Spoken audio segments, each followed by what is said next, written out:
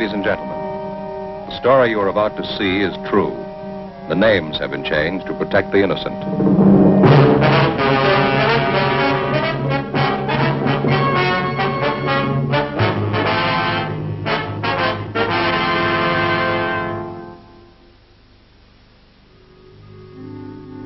This is the city.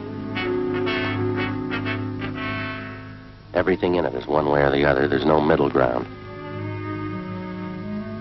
Narrow alleys. Broad highways. Mansions on the hill. Shacks in the gullies. People who work for a living and people who steal. These are the ones that cause me trouble. I'm a cop. It was Monday, April 17th. We were working the day watch out of forgery detail. My partner's Frank Smith. The boss is Captain Welch. My name's Friday. We'd gotten reports of an expert check forger operating again in the city. She'd written more than $20,000 in bad checks. We had to stop her.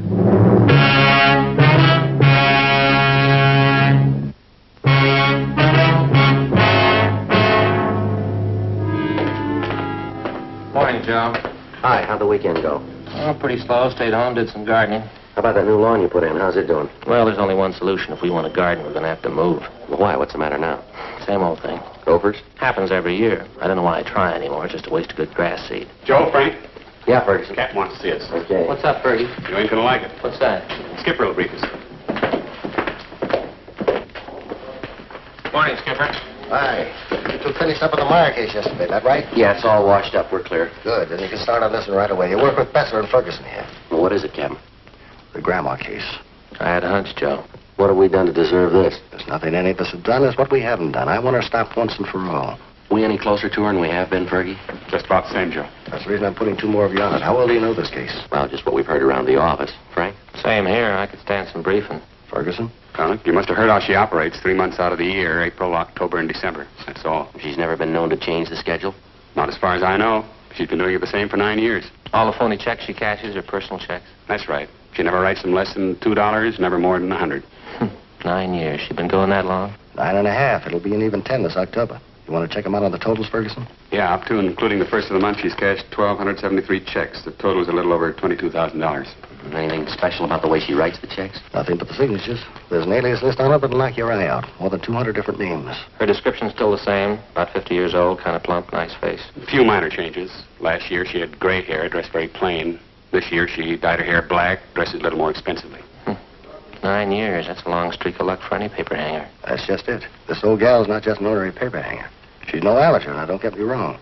But she doesn't operate like any check forger I've ever known. She contradicts part of her MO, part of it she doesn't. She takes chances an ordinary paper hanger would never take, and she gets away with them. Take a look at just one of these exhibits. 28 checks passed on the same chain of grocery stores, same company. Pass them all in 1 month? Nope, that's just the point. 2 years ago, she passed 14 of them, spread them out over a period of a month. Last year, she passed another batch of 14, all within 3 days. 1 year, she used a different name on each check. On this batch, she used the same name. Well, does she have identification when she passes these checks? Always. Phony driver's license, social security card, the works. Then she's got that sweet grandmother smile of hers. Clerks rarely turn her down when she shows up at the check. You can get used to various descriptions on her, too. Give the file a look. Hardly 3 of the check victims can get together on what she looks like exactly. Well, where are they getting stung the most? Downtown or out in the neighborhoods? The neighborhoods. Anywhere from the beach area to the valley. Well, that whole file, Skipper, that's not just her work, is it? Every last bit of it. We can't fit it in a 6-foot shelf. In 9 years, I've had 5 teams of men work this thing. None of them reached her. You and Friday make the 6.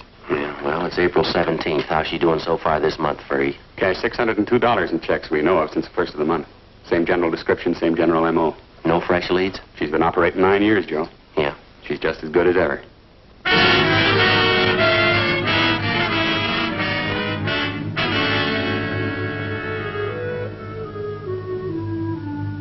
To the working detective, there's no tougher job than tracking a lawbreaker who's half professional and half amateur. You can expect a criminal who's entirely professional to react generally the same in a given set of circumstances. The same with the amateur. But take the two, the professional and the amateur, and intermingle their possible and probable reactions. You'll likely have a sound reason why and how an elderly woman could victimize merchants with $20,000 in bad checks over a period of 9 years without being caught. Grandma, as she'd come to be known, worked only 3 months out of each year. April, October, and December. Her apparent fine sense of timing and her knowledge of psychology was far and away superior to that of the ordinary paper hanger. If the file on Grandma was any indication, she apparently had been born to be a successful check forger.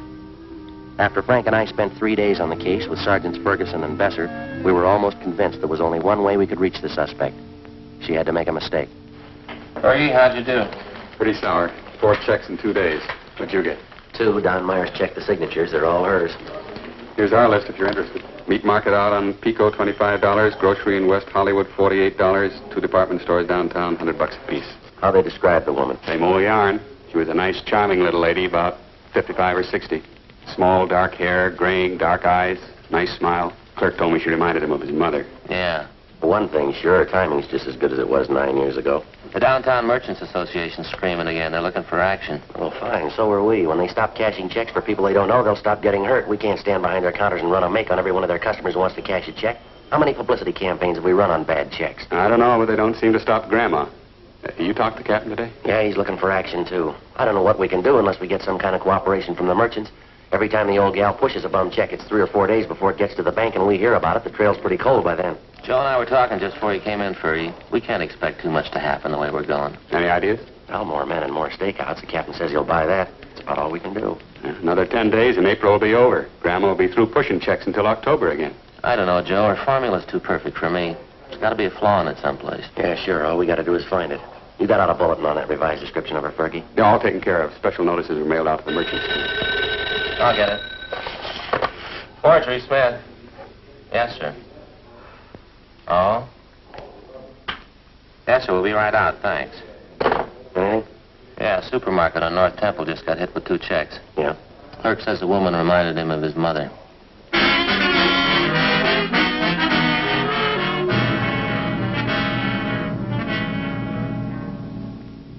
A week passed. The number of stakeouts on business places throughout the city was doubled. The M.O. and the description of the suspect was circulated among the merchants in the downtown and suburban shopping centers. Clerks were especially warned to be on the lookout for. The precautions went for nothing. Grandma's checks kept showing up at the rate of 2 and 3 a day. On April 27th, she passed a check for $50 at a delicatessen on Hollywood Boulevard. We drove out to interview the owner, a Mr. Hammerston. She's the nicest old lady I think I ever met, Sergeant. Sure surprised me. Say, you wouldn't care for a piece of liverwurst, would you? It's a new brand. Don't know whether my customers are going to like it or not. No, thank you. Had you ever seen the woman before, Mr. Hammerston? Oh, I guess she'd been coming in here for at least a week or 2. Said she was new in the neighborhood. We used to get gabbing all the time. Mm-hmm. Did she do much shopping here, sir? Quite a bit, yeah. Always paid in cash. We got to be great friends, you know. Used to talk about the old country, things like that. Well, she said she came from the same town in Finland my folks did. I guess she was just buttering me up, huh? Well, that's the way it sounds, yes, sir. Had you ever refused to cash a check for her? No. She never tried to pass one, just this once, and I did it. Do you have one of those circulars that we sent out on this woman? Well, I'm ashamed to say it, Sergeant, but I have. Hanging right back there in the storeroom.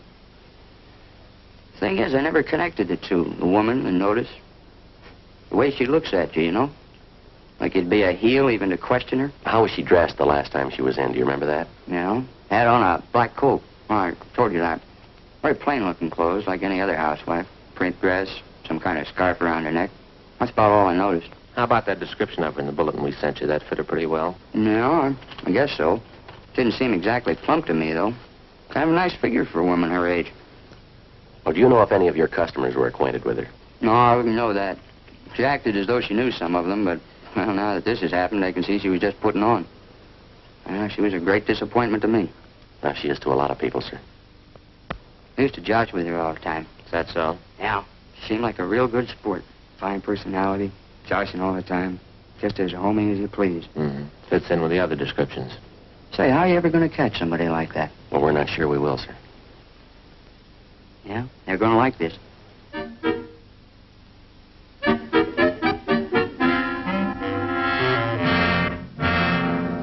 Two days later, on April 30th, right on schedule, the flow of bogus checks in Grandma's handwriting suddenly stopped. If she continued to work by the same timetable she'd been using for the last 9 years, she wouldn't start operations again until the 1st of October. During the next 5 months that followed, from May to the end of September, Besser, Ferguson, Frank, and I handled the usual run of check cases. At the same time, we used up every spare hour we had making preparations for Grandma's next appearance. Every businessman throughout the city who might be a possible victim was alerted. A revised description of the suspect together with her M.O. was printed up and given wide distribution. Every possible precaution was taken. October came. Grandma started on the 10th year of her forgery career without a hitch. On October 1st, she cashed a check for $75 at a large downtown woman's shop. As soon as we got the report, we drove out to the store and went to the department where the check had been received. A fashion show was in progress. We asked to see the manager.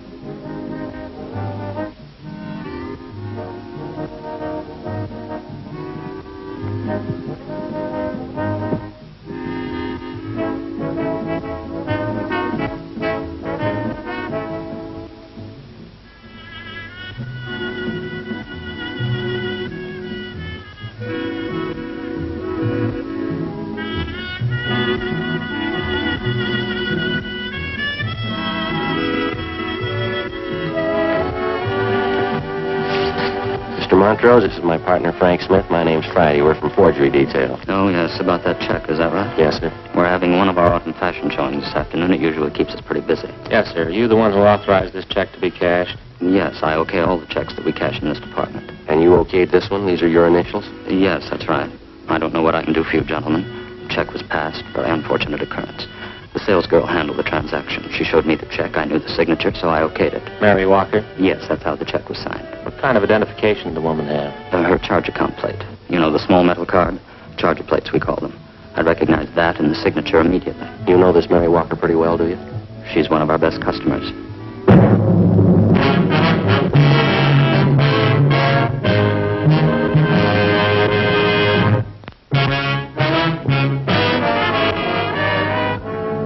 Friday, October 4th, 2 p.m. Before we left the store, we found that another worthless check bearing the signature Mary Walker had been cashed in a different department of the store on the same day as the other forged check.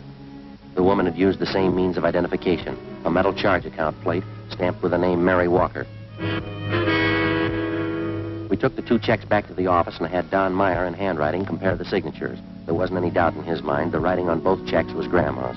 It was only a hunch, but it was beginning to look as though the suspect had finally done what we'd been waiting 9 years for her to do. She'd made a mistake. Frank and I drove out to an address in the Wilshire district to interview Mrs. Mary Walker.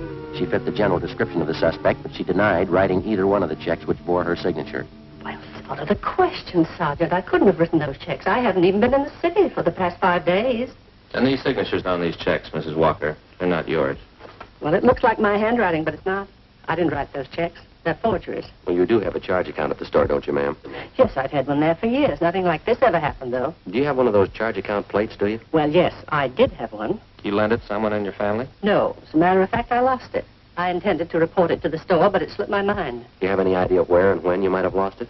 Well, I think it was last Sunday night, Sergeant, but I'm not sure. Oh, just a minute. I know someone who would remember. Inez Lambert. She was there, and I'm sure that she'd remember. Who's she, ma'am? She's a girlfriend of mine. She lives in this neighborhood. Hello, Inez. This is Mary Walker. Oh, I'm just fine. You? Good. Say, Inez, what night was it that we went to the Boosters Club meeting? Sunday? Well, that's what I thought. Oh, nothing. Just some silly misunderstanding. Well, all right, Inez. Thanks for remembering for me. Yeah. Bye. It was Sunday night, Sergeant. Inez Lambert and I went to the neighborhood Boosters Club meeting, and I'm sure that that's where I must have lost it. Well, and you think the charge account plate just fell out of your purse, is that it? Either that or it was taken. Why do you say that, ma'am? Well, it's a very serious thing, and I didn't want to mention it. What's that? Well, I left my purse on the chair next to me part of the evening. And when I got home, I thought I was missing a $5 bill out of my change purse. I didn't notice then that the charger plate was gone. Do you remember who was at that meeting, Mrs. Walker? Oh, 40 or 50 people at least. How many women would you say? Oh, a dozen, I suppose. Now, I'm not accusing anyone of robbery, Sergeant. I know that that's a very serious charge to make. Do you know if one of the club officers might have taken a list of those present? Oh, they don't have to. We do the same thing at every meeting. What's that, ma'am? We all sign the attendance book when we leave.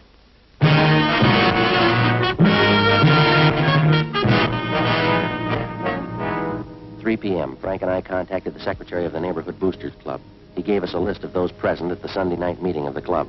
As Mary Walker had told us, each person present had signed his or her name and address in the attendance book. We took the record downtown with us and had Don Meyer compare each signature on the list with samples of Grandma's handwriting. Number 32 on the list, fellas. That's it. Positive make, Don? No doubt in my mind. That's Grandma's handwriting. Let me see how she signed it. Mrs. Inez Lambert. We went down the hall to R&I and had them check the name Inez Lambert through the files. She had no criminal record. Together with Bester and Ferguson, Frank and I spent the next day and a half trailing Inez Lambert wherever she went. She fitted the description of the suspect perfectly. We questioned her friends, her neighbors. We dug back into every corner of her life for the past 10 years. The results were pretty amazing. We found that she was highly respected by everyone she knew. She was active in a dozen civic and church organizations. Her reputation was spotless. There was only one hitch. Mrs. Lambert's hobby was charities. By checking back, we found that during the past 10 years, she donated an average of $3,000 annually to various charitable organizations.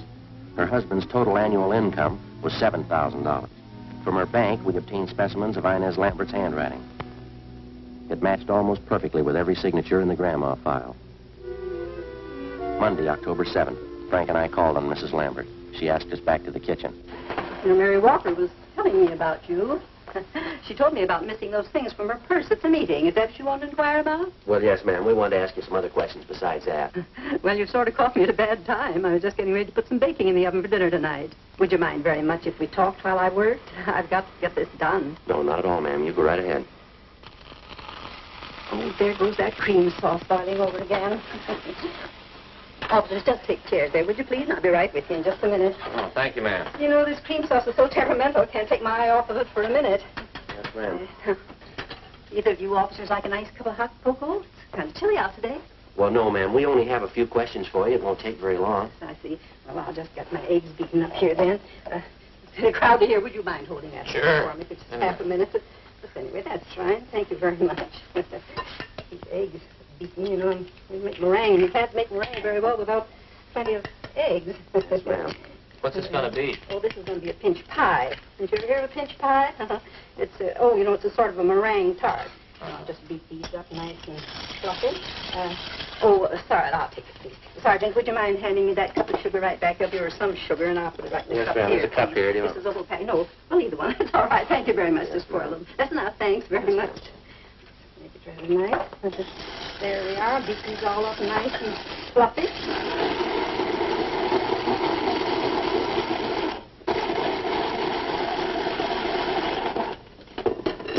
Now, what was it you wanted to know? Well, Mrs. Walker had her charge account plate stolen that night at the Boosters Club meeting.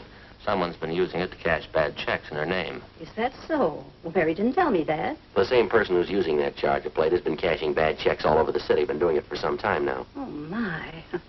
Well, I don't think I can help you, Sergeant. I went to that meeting with Mary. She says somebody must have been in her purse, but I didn't see them. Do you have that charge account plate, Mrs. Lambert? Me? Oh, no. I have my own. Now, let me see. Teaspoonful of vanilla, teaspoonful of vinegar, teaspoonful of water, combined in a small pitcher or cup. We've got good reason to believe you have that charge account plate, ma'am. Did you take it from Mrs. Walker? That's a silly thing for you to say, officer. I told you I have my own charger plate. I never borrow anyone else's. No reason to.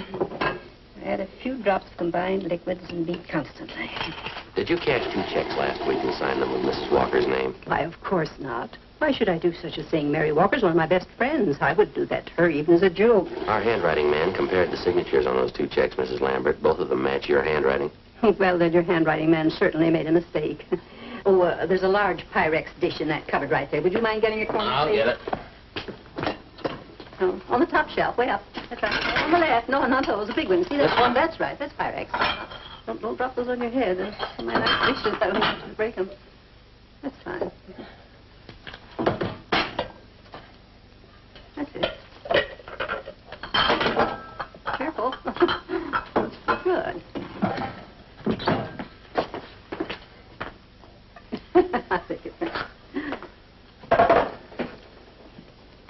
You You deny you wrote those 2 forged checks last week? You deny you've written and cashed about 1,500 worthless checks in the last 9 years? Why, of course I deny it.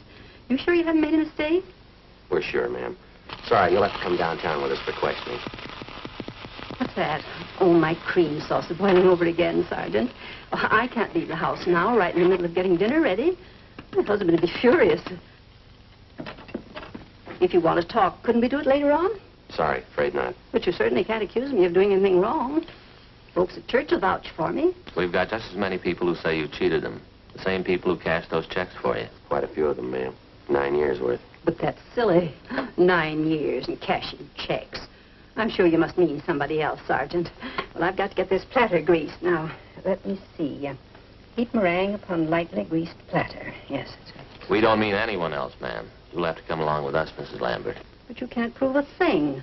You can't prove anything about me. We've got a record downtown on every single check you passed since you started. We've got specimens of your handwriting and people to identify you. We know what your income is. We know how much you've given to charities. My donations to charity are my business. You've no right to upset me like this. How many average families give half their income to charity? Can you answer that for us, Miss Lambert? But that's my business. It's none of yours. I certainly have a right to give what I please. The money's got to come from someplace, ma'am. Is that what the checks were for? All right, we're going to lay it out for you, ma'am. We have all the evidence against you that we need. Witnesses, too. We don't know why you've been cashing these checks, but we do know that you have been. Now, I think it'll work out better for everybody concerned if you tell us the truth. I do hope I put enough vanilla in that. Would you like to tell us about it?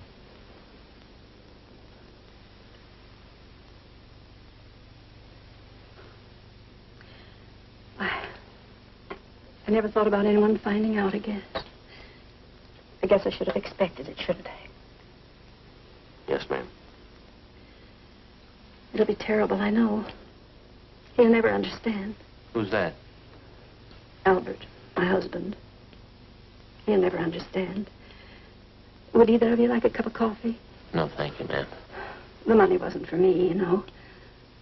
Not $1 of it. I can prove that for you. Yes, ma'am. It was all for charity. There were so many of them. Orphanages and old people's homes and the Christmas Poor Fund. And then the overseas relief charities. Well, they all needed money.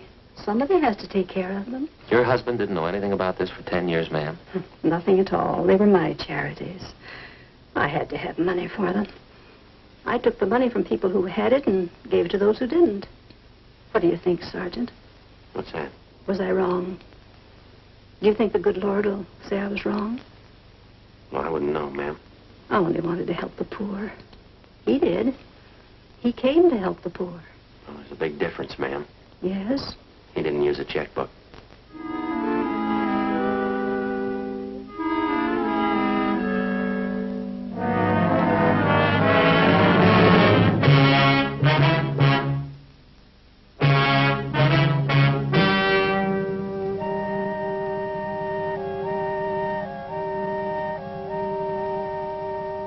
On December 17th, trial was held in Department 81, Superior Court of the State of California, in and for the County of Los Angeles.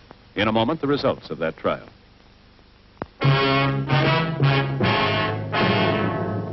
The suspect entered a plea of guilty to 2 counts of forgery, and the remaining charges were set off the calendar. She received the sentence as prescribed by law. Forgery is punishable by imprisonment in the state penitentiary for not less than 1 nor more than 14 years.